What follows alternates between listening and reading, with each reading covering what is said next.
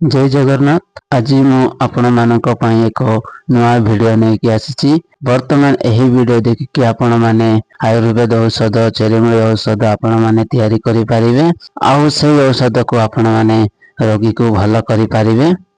आपण मानक पई मु पहुंचैची आयुर्वेद औषध। तो आपण माने एही वीडियो माध्यम रे जानि परिबे।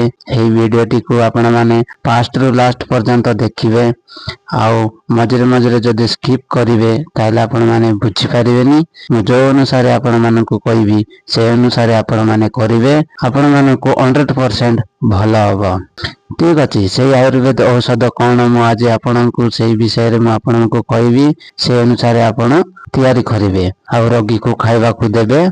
ठीक अछि। ताकू 1 रु 2 पान करिले आ दिन को 1 रु 2 पान करी देखिबो रोगी आपे आपे भलो होई जिवो। बेसी दिन तांको बारे नाही।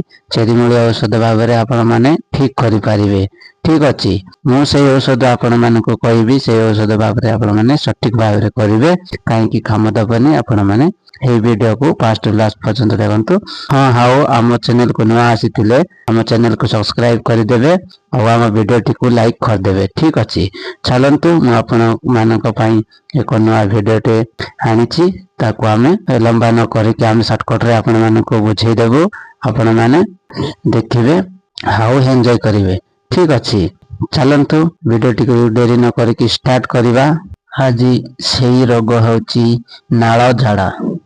एई नाळ झाड़ा विषय रे मु आपण मानक कहबी। सेही विषय रे आपण माने करि परिबे ताले नाळ झाड़ा आपणक पई भलो हेबो।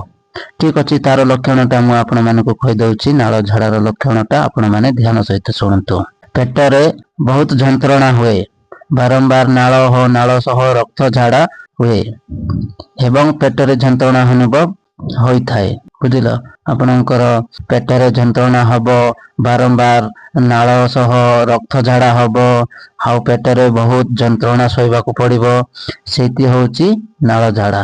ठीक अछि। तार प्रतिकारटा मु आपण मानक कहबी। से प्रतिकार भाबरे जदि आपण माने करि परिबे ताहेले एही नाळ झाड़ा रु आपण माने मुक्ति पाई परिबे। ठीक अछि। चलंतु मु आपण मानकु से नाळ झाड़ा विषय रे कहि दउची। तार लक्षणटा तो कहि देली आपण मानकु। एबे प्रतिकारटा मु आपण मानकु बुझेई देबी। से प्रतिकारटा आपण माने करि परिबे। ठीक अछि। चलंतु प्रतिकारटा होची कसी डालिंब रस 1 चामच, तेंतुली पत्र रस 2 चामच और महू 1 चामच मिसेई दिन को 2 थर 7 दिन खाइले नाळ झाड़ा भलो होई थाए। बुझिल जो कसी डालिंब रस 1 चामच करिवो आ तेंतुली पत्र रस 1 चामच करिवो आ महू 1 चामच करिवो ताकू मिसेई की दिन को 2 रु 3 थर आपण माने देई परिबे। देखिबो आपणको नाळ झाड़ाटा 7 दिन मध्य रे भलो हबो। सेतिरे आपण माने करि परिबे। ठीक अछि।